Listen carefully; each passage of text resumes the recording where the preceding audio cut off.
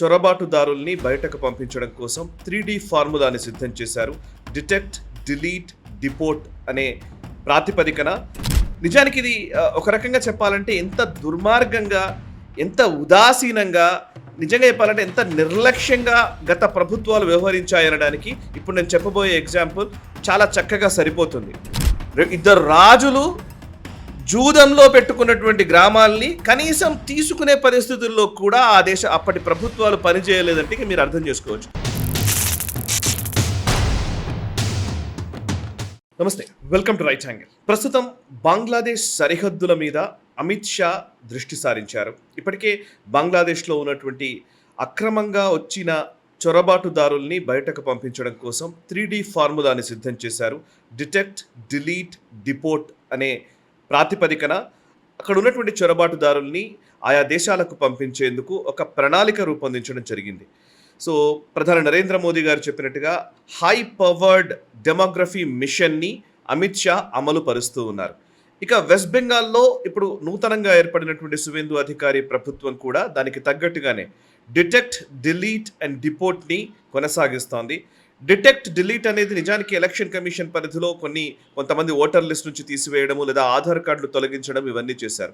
ఇక డిపోర్ట్ చేయడానికి అంటే అక్కడ ఉన్నటువంటి చొరబాటుదారుల్ని బయటకు పంపించడానికి ఇప్పటికే డిటెన్షన్ క్యాంప్స్ కొన్ని ఏర్పాటు చేస్తున్నట్టుగా సువేందు అధికారి ప్రకటించారు. అండ్ ఆయా జిల్లాల్లో ప్రతి జిల్లాకి ఒక డిటెన్షన్ క్యాంప్ని పెట్టాలి. అండ్ అక్కడి నుంచి ఎవరెవరైతే ఈ లోకల్ పోలీసులు చొరబాటుదారులుగా చెప్తూ ఉన్నారో, కరెక్ట్ పత్రాలు లేని వాళ్ళు వీళ్ళున్నారో వాళ్ళందరినీ తీసుకొచ్చే డిటెన్షన్ క్యాంపుల్లో పెడతారు. ఆ క్యాంపు నుంచి బార్డర్ సెక్యూరిటీ ఫోర్స్ BSF అధికారులకి అప్పగిస్తే వాళ్ళు డిపోర్ట్ చేయడం జరుగుతుంది. సో ఈ ప్రాసెస్ అంతా ఆల్రెడీ జరుగుతోంది. ఈ నేపథ్యంలో అమిత్ షా ఇంకొక కీలకమైన ప్రకటన కూడా చేశారు. ఆయన ఏం చెప్పారంటే స్మార్ట్ బార్డర్ ప్లాన్ అని ఒక ప్రాజెక్ట్ గురించి చెప్పే ప్రయత్నం చేశారు. మొన్ననే BSF 60 సంవత్సరాలు పూర్తి చేసుకుంటున్న టైంలో, BSF ఏర్పడి 60 సంవత్సరాలు పూర్తవుతున్న టైంలో BSFలో ఉన్నటువంటి బార్డర్ సెక్యూరిటీ ఫోర్స్లోని ఉన్నతాధికారులు లేదా అధికారులు అందులో కీలకమైనటువంటి అద్భుతమైనటువంటి విజయాలు సాధించినటువంటి వ్యక్తులకి మెడల్స్ని ఇచ్చే ఒక కార్యక్రమము. ఆ కార్యక్రమంలో భాగంగా అమిత్ షా కీలక వ్యాఖ్యలు చేశారు. ఆయన ఏమన్నారంటే ప్రస్తుతం BSF ఆధ్వర్యంలో 15 కిలోమీటర్ల పరిధి నుంచి దాన్ని 50 కిలోమీటర్ల పరిధికి మార్చడం జరిగింది. అంటే BSF పరిధిని పెంచడం జరిగింది. అంటే సరిహద్దుల్లో ఉన్నటువంటి 15 కిలోమీటర్ల రేడియస్ వరకు మాత్రమే 15 కిలోమీటర్ల వరకు మాత్రమే గతంలో BSF అధీనంలో ఉండేది. ఇప్పుడు దాన్ని 50 కిలోమీటర్లకు పెంచడంతో BSF పరిధి పెరిగింది. పెరగడమే కాదు, అండ్ BSF ఇప్పుడు ఆ పర్టికులర్ సరిహద్దుల్లో రాబోయే రోజుల్లో ఒక ప్రాజెక్ట్ని మేము రూపొందించాము, స్మార్ట్ బార్డర్ ప్లాన్ అని అమిత్ షా ప్రకటించారు. అదేంటంటే అడ్వాన్స్డ్ కెమెరాస్ని అక్కడ ఇన్స్టాల్ చేయబోతున్నారు. అండ్ డ్రోన్ రాడార్స్ ద్వారా సర్వీలియన్స్ చేయబోతున్నారు, అంటే నిఘా పెట్టబోతున్నారు. అండ్ అంతేకాదు ఇంటిగ్రేటెడ్ మానిటరింగ్ టెక్నాలజీని ఉపయోగించబోతున్నారు. ఫేస్ రికగ్నిషన్ టెక్నాలజీ కావచ్చు, ఆర్టిఫిషియల్ ఇంటెలిజెన్స్ ద్వారా సరిహద్దుల్లో నిఘా కార్యకలాపాలు కొనసాగించబోతున్నారు. దీన్ని స్మార్ట్ బార్డర్ ప్లాన్ అని ఇప్పటికే అమిత్ షా ప్రకటించడం జరిగింది. అండ్ సరిహద్దుల్లో కేవలం ఫెన్సింగ్ వేయడమే కాదు, ఫెన్సింగ్ వేసిన తర్వాత అటు ఇటు ఆల్మోస్ట్ BSF పరిధిలోని ఇటువైపు ఉన్నటువంటి 50 కిలోమీటర్ల పరిధిలో పూర్తి నిఘా ఉంచబోతున్నారు. అండ్ డిజిటల్ యుగం కాబట్టి ఇదంతా కూడా ఆర్టిఫిషియల్ ఇంటెలిజెన్స్ని, టెక్నాలజీని వాడుకొని అక్కడ నిఘా కార్యకలాపాలు నిర్వర్తించబోతున్నారు. ముఖ్యంగా మనం బంగ్లాదేశ్ బార్డర్ని, మిగతా బార్డర్స్ని చూస్తే, భారతదేశానికి ఉన్నటువంటి ఇంటర్నేషనల్ బార్డర్స్ మనం చూస్తే బంగ్లాదేశ్కి 4096 కిలోమీటర్ల బార్డర్ ఉంది, భూటాన్కి 578 కిలోమీటర్ల బార్డర్ ఉంది, చైనాకి 3400, చైనాతోటి మనము సరిహద్దును షేర్ చేసుకుంటున్నది 3488 కిలోమీటర్లు. నిజానికి చైనాతో సరిహద్దు లేకుండేది, బట్ చైనా టిబెట్ని ఆక్రమించుకుంది కాబట్టి టిబెట్ సరిహద్దు ప్రాంతం అంతా కూడా మనము దాన్ని చైనా సరిహద్దుగానే మనం భావిస్తే కనుక 3488 కిలోమీటర్లు ఉంది. అండ్ మయన్మార్ 1643 కిలోమీటర్లు, నేపాల్ 1752 కిలోమీటర్లు, పాకిస్తాన్ 3320 కిలోమీటర్లు, ఆఫ్ఘనిస్తాన్తో 106 కిలోమీటర్ల బార్డర్ని మనం షేర్ చేసుకుంటాం. ఆఫ్ఘనిస్తాన్ ఎక్కడుంది? గిల్గిట్ బాల్టిస్తాన్ దగ్గర, అంటే పాకిస్తాన్ ఆక్రమిత భూభాగము, అది మన భూభాగం కాబట్టి ఆఫ్ఘనిస్తాన్తో కూడా మన సరిహద్దు ఉందన్న విషయాన్ని మనం ఎప్పటికీ కూడా గమనంలో ఉంచుకోవాలి. ఇక అసలు బేసికల్లీ ఇప్పుడు నేను ఈ చెబుతున్నటువంటి వ్యాఖ్యలకి బంగ్లాదేశ్‌కి ఉన్నటువంటి అసలైన సమస్య ఒకటి నేను చెప్పే ప్రయత్నం చేస్తాను. నిజానికి ఇది ఒక రకంగా చెప్పాలంటే ఎంత దుర్మార్గంగా, ఎంత ఉదాసీనంగా, నిజంగా చెప్పాలంటే ఎంత నిర్లక్ష్యంగా గత ప్రభుత్వాలు వ్యవహరించాయనడానికి ఇప్పుడు నేను చెప్పబోయే ఎగ్జాంపుల్ చాలా చక్కగా సరిపోతుంది. అదేంటంటే బంగ్లాదేశ్ తోటి మనకు 4000 కిలోమీటర్ల సరిహద్దు ఉంది. చుట్టూ ఉన్నటువంటి రాష్ట్రాలన్నీ మనకు తెలుసు. త్రిపుర మొదలుకొని, మేఘాలయ మొదలుకొని, అటు అస్సాం, ఇటు వెస్ట్ బెంగాల్ వరకు మొత్తం చుట్టూతా మన భారత సరిహద్దులు ఉంటాయి. 4000 కిలోమీటర్ల సరిహద్దులు. అయితే 2015 వరకు కూడా బంగ్లాదేశ్‌లో ఉన్నటువంటి కొన్ని భూభాగాలు అండ్ భారత్‌లో ఉన్నటువంటి భూభాగాలు ఎంక్లేవ్ అంటారు. ఎంక్లేవ్ అంటే ఏంటంటే ఒక ప్రాంతము లేదా ఒక గ్రామము చుట్టూతా వేరే దేశం ఉంటుంది. కానీ ఆ భూభాగం మాత్రం ఇంకో దేశానికి చెందినదే అయి ఉంటుంది. బికాజ్ ఎట్లా అంటే బంగ్లాదేశ్‌లో ఒక ఎంక్లేవ్ ఉందనుకుందాం. బంగ్లాదేశ్‌లో ఒక ఎంక్లేవ్ అంటే ఆ ఎంక్లేవ్ భారతదేశపు కంట్రోల్‌లో ఉంటుంది. పేరుకి భారతదేశము ఆ గ్రామాన్ని చూడాలి. కానీ చుట్టూతా బంగ్లాదేశ్ ఉంటుంది. సో అట్లా 111 ఎంక్లేవ్స్ భారత భూభాగాలు బంగ్లాదేశ్‌లో ఉన్నాయి. అండ్ 51 బంగ్లాదేశ్ ఎంక్లేవ్స్ భారత భూభాగంలో ఉన్నాయి. ఇది 2015 వరకు ఇట్లాగే నడుస్తూ వచ్చింది. అంటే మధ్యలో సరిహద్దు ఉంటుంది. సరిహద్దుకి యువతల బంగ్లాదేశ్‌కి సంబంధించిన ఎంక్లేవ్స్ భారత్‌లో ఉన్నాయి. బంగ్లాదేశ్‌లో భారత ఎంక్లేవ్స్ ఉన్నాయి. అంటే ఇది ఎందుకు సాధ్యం? ఎలా జరిగింది ఇది? మరి నిజంగా దేశ విభజన జరిగినప్పుడు కానీ, బంగ్లాదేశ్ ఏర్పడినప్పుడు కానీ చేయలేకపోయారా అని అంటే కనుక దీనికి ఒక కారణం ఉంది. అదేంటంటే ఎప్పుడో రాజుల కాలంలో కూచ్ బిహార్ రాజు, అటు రంగపూర్ రాజు, అంటే రాజుల కాలంలో ఉన్నప్పుడు మొఘల్ పీరియడ్లో ఆ టైంలో ఇరు రాజ్యాలకు సంబంధించినటువంటి రాజులు ఏదో జూదంలో ఆడినప్పుడు, ఫర్ ఎగ్జాంపుల్ పేకాటనో లేకపోతే ఏదో చదరంగమో లేకపోతే ఏదో ఒకటి ఆ జూదం ఆడినప్పుడు వాళ్ళు గ్రామాల్ని పణంగా పెట్టేవాళ్ళు. ఆ పణంగా పెట్టినప్పుడు ఆ గ్రామాల్ని ఇటు కూచ్ బిహార్, అటు రంగపూర్. ఇప్పుడు రంగపూర్ అనేది బంగ్లాదేశ్లో ఉంది. కూచ్ బిహార్ వెస్ట్ బెంగాల్లో ఉంది, మన భూభాగంలో ఉంది.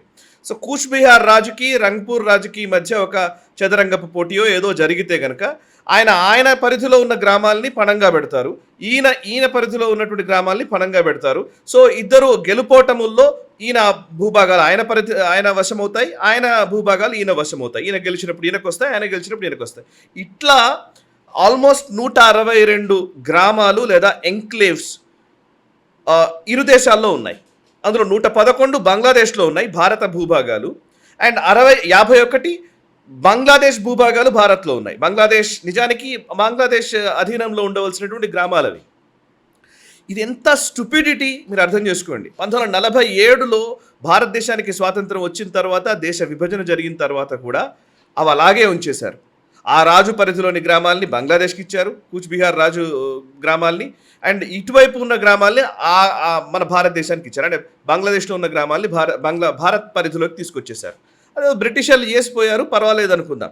అట్లీస్ట్ తర్వాత అన్నా కానీ గవర్నమెంట్స్ దాని మీద కూర్చొని మాట్లాడాలా, కనీసం దాన్ని సెట్ చేయాలంటే.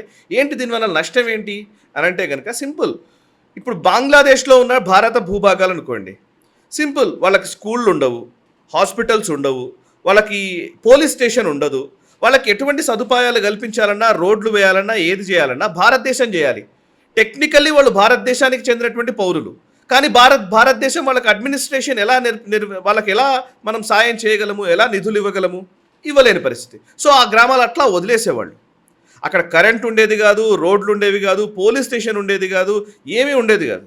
బంగ్లాదేశ్లో ఉన్నటువంటి మన భూభాగాలు పేరుకేమో 111 ఎన్క్లేవ్స్ గ్రామాలు అవి మన పేరులోనే ఉన్నట్టుగా ఉంటాయి. కానీ అక్కడికి మనం ఏ సహకారం ఇవ్వలేము, ఏమీ ఇవ్వలేము. అఫ్కోర్స్ భారతదేశంలో ఉన్నటువంటి సరిహద్దు గ్రామాలనే వదిలేశారు. ఇక బంగ్లాదేశ్లో ఉన్నటువంటి గ్రామాలని మన గత ప్రభుత్వాలు ఎక్కడ పట్టించుకుంటాయి? సో గాలికి వదిలేశారు. ఈవెన్ బంగ్లాదేశ్కి చెందినటువంటి భూభాగాలు మన భారతదేశంలో ఉన్నవి ఒక 51 ఉన్నాయి. వాటిని కూడా వాళ్ళు పట్టించుకోలేదు. ఈ గ్రామస్తులు ఇక్కడ ఉన్నారా అంటే ఉన్నారన్నట్టు. దీంతో ఏమైంది? ఈ రెండు దేశాల మధ్య స్మగ్లింగ్ మొదలైంది. నేను ఆ గ్రామానికి చెందిన వాడిని అని చెప్పేసి పోవడానికి రావడానికి అయితే అవకాశం ఉంటుంది కదా. మా దేశానికి నేను వెళ్తున్నానని అక్కడ ఉన్నవాడు అంటాడు, నేను నా బంగ్లాదేశ్కి వెళ్తున్నానని ఇక్కడ ఉన్నవాడు అంటాడు. సో ఈ పేరు చెప్పి రాకపోకలు జరిగేది. పూర్తిగా బార్డర్ అంతా కూడా ఒక విధ్వంసంగా మారిపోయింది. అదొక స్మగ్లింగ్కి ఈజీ యాక్సెస్గా మారిపోయిన పరిస్థితి. సో ఇట్లా 2015 వరకు ఇలాగే కొనసాగుతూ వచ్చింది. 1974లో బంగ్లాదేశ్ ఏర్పడినప్పుడు ఇందిరాగాంధీ గారు షేక్ ముజీబుర్ రెహమాన్ బంగ్లాదేశ్ ప్రధాని ముజిబుర్ రెహమాన్ మధ్య ఒక ఒప్పందం జరిగింది. ఆ ఒప్పందం ఏంటి అని అంటే కనుక ల్యాండ్ బౌండరీ అగ్రిమెంట్ అని 1974లో చేసుకున్నారు. ల్యాండ్ బౌండరీ అగ్రిమెంట్ ప్రకారం బంగ్లాదేశ్లో ఉన్నటువంటి భారత భూభాగాల్ని బంగ్లాదేశ్కి ఇచ్చేయాలి, భారత్లో ఉన్నటువంటి భూభాగాల్ని బంగ్లాదేశ్కి ఇచ్చేయాలి. ఈ ఒప్పందం అయితే చేసుకున్నారు, కానీ ఒప్పందాన్ని రాటిఫై చేయలేదు.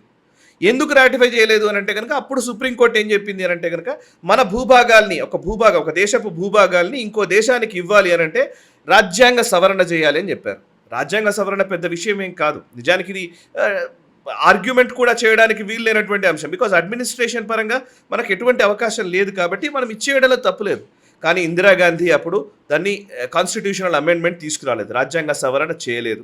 అండ్ ఆయా రాష్ట్రాల్లో ఉన్నటువంటి పొలిటికల్ రిపర్కేషన్స్ వాటిని దృష్టిలో ఉంచుకొని దాన్ని వదిలేశారు. సో 41 సంవత్సరాలు 1974లో ముజిబుర్ రెహమాన్ అండ్ ఇందిరాగాంధీ ఒప్పందం చేసుకుంటే 41 సంవత్సరాల పాటు అలాగే ఉంది. 2015 సంవత్సరంలో మోదీ గారు ప్రధాని అయిన తర్వాత నరేంద్ర మోదీ గారు షేక్ హసీనా గారికి మధ్య ఈ ఒప్పందం మళ్ళీ చేసుకొని దాన్ని రాటిఫై చేసి రాజ్యాంగ సవరణ చేసి ఆ దేశంలో ఉన్నటువంటి భూభాగాల్ని ఆ దేశానికి, మన దేశంలో ఉన్నటువంటి భూభాగాల్ని మన దేశానికి వచ్చే విధంగా మనం ఒక అడ్జస్ట్మెంట్ చేసుకోగలిగాం. దీనికి నిజంగా పెద్ద కష్టం కూడా కాదు. కష్టం అంటే ఆయా రాష్ట్రాల్లోని ప్రభుత్వాలను ఒప్పించడము, లేకపోతే నిజంగానే కాన్స్టిట్యూషనల్ రాజ్యాంగ సవరణ చేయాలి కాబట్టి మెజారిటీని ఉభయ సభల్లో చూపించడము, ఇవి ఇందిరాగాంధీ గారు చేసి ఉండవచ్చు, కానీ చేయలేదు. ఎందుకు ఇందిరాగాంధీ గారికి అక్కర్లేదు, రాజీవ్ గాంధీ గారికి అక్కర్లేదు, ఆ తర్వాత వచ్చినటువంటి ప్రభుత్వాలు ఎవరికి కూడా అక్కర్లేని పరిస్థితి. సో బంగ్లాదేశ్ బార్డర్ ఎట్లాంటి పరిస్థితిలో ఉండేదో మీకు ఈ ఒక ఎగ్జాంపుల్ అర్థమవుతుంది. ఇద్దరు రాజులు జూదంలో పెట్టుకున్నటువంటి గ్రామాల్ని కనీసం తీసుకునే పరిస్థితుల్లో కూడా అప్పటి ప్రభుత్వాలు పనిచేయలేదంటే మీరు అర్థం చేసుకోవచ్చు. రాచరికం గురించి వాటి గురించి ఇప్పుడు మన వాళ్ళు మాట్లాడతారు, అది వేరే. సరే, ఇక నెక్స్ట్ అంశం ఏంటంటే మొత్తంగా దీనివల్ల ఏం సెటిల్మెంట్ జరిగింది అని అంటే కనుక సుమారు భారతదేశానికి సంబంధించినటువంటి ఎంక్లేవ్స్, బంగ్లాదేశ్లో ఉన్నటువంటి ఎంక్లేవ్స్ వాటిని బంగ్లాదేశ్కి ఇచ్చేసాం మనము. అండ్ మన వైపు ఉన్నటువంటి భూభాగాల్ని మన వైపు ఉంచుకున్నాం, అంటే బంగ్లాదేశ్కి సంబంధించిన భూభాగాల్ని మనం ఉంచుకున్నాం. ఇందులో 14,000 మంది భారతీయ పౌరసత్వాన్ని 14,000 మంది ఇక్కడున్న వాళ్ళకి మనం ఇచ్చాము. అండ్ అక్కడున్నటువంటి వాళ్ళకి 36,000 మందికి బంగ్లాదేశ్ పౌరసత్వం ఇచ్చింది. సో ఇప్పుడు టెక్నికల్లీ ఆ సమస్య తీరిపోయింది. ఇంకొక అంశం ఉంది ఇక్కడ. సో 2 దేశాలకు సంబంధించి ఈ పోరస్ బార్డర్స్ అని మాట్లాడుతుంటాం కదా, అటు ఇటు రాకపోకలు ఉంటాయని. ఈ రాకపోకలు ఉండడం కోసమే, అంటే కావాలని ఈ ఇల్లీగల్ ట్రాన్సాక్షన్స్ జరగడం కోసం, స్మగ్లింగ్ నెరపడం కోసం కావాలని ఈ 2 దేశాల మధ్య ఈ స్మగ్లింగ్ జరగాలన్నా, ఉగ్రవాదం అటు ఇటు పోవాలన్నా, లేకపోతే బంగ్లాదేశ్లోని పరిస్థితులు అక్కడ ఉన్నటువంటి వాళ్ళందరూ మన దేశంలోకి ఇల్లీగల్గా చొరబాటుదారులు రావాలన్నా వాటిని అలౌ చేయడం కోసం, ఓటు బ్యాంక్ రాజకీయాల కోసం గత ప్రభుత్వాలన్నీ దాన్ని మెయింటైన్ చేసుకుంటూ వచ్చాయి. ఇప్పుడు దానికి చరమగీతం పాడుతున్నారు భారత ప్రధాని నరేంద్ర మోదీ గారు అండ్ అమిత్ షా గారు. వీళ్ళందరూ కలిసి ఇప్పుడు BSF స్ట్రెంగ్తన్ అవుతోంది అండ్ బార్డర్స్ని స్ట్రెంగ్తన్ చేసే ప్రయత్నం చేస్తున్నారు. డిటెన్షన్ క్యాంప్స్ ఏర్పాటు చేసి వెస్ట్ బెంగాల్లో ఉన్నటువంటి ఎవరైతే చొరబాటుదారులు ఉన్నారో వాళ్ళందరినీ డిటెన్షన్ క్యాంప్లో పెట్టి అక్కడి నుంచి బయటకు పంపించడానికి ప్రయత్నాలు జరుగుతూ ఉన్నాయి. అండ్ ఇంకొక విషయం ఏంటంటే బంగ్లాదేశ్ చుట్టూతా ఉన్నటువంటి అన్ని రాష్ట్రాలు, అంటే భారతదేశంలోని భూభాగాల్లో ఉన్నటువంటి అన్ని రాష్ట్రాల్లో బీజేపీ ప్రభుత్వం ఉండడం వల్ల ఇవాళ ఈ బార్డర్ సెక్యూరిటీ అనేది కొంత ఈజీగా జరగడానికి ఆస్కారం ఏర్పడింది. చివరిగా మొన్ననే వెస్ట్ బెంగాల్లో బీజేపీ ప్రభుత్వం ఎందుకు ఒక జాతీయవాద ప్రభుత్వం రావాలి అని నేను పదే చెప్తూ వస్తున్నాను. అందులో ఈ యొక్క కారణం కూడా ఒకటి. ఎన్నో సంవత్సరాలుగా ఎన్నో విషయాల్ని అలా గాలికి వదిలేశారు. ఆ గాలికి వదిలేసిన వాటిని మెల్లిమెల్లిగా సవరించి సంస్కరించే ప్రయత్నం మోదీ ప్రభుత్వం చేస్తోంది. ఈ వీడియో నచ్చితే లైక్ చేయండి, 10 మందికి షేర్ చేయండి, కమెంట్స్ ద్వారా మీ అభిప్రాయాలు మాతో పంచుకోండి.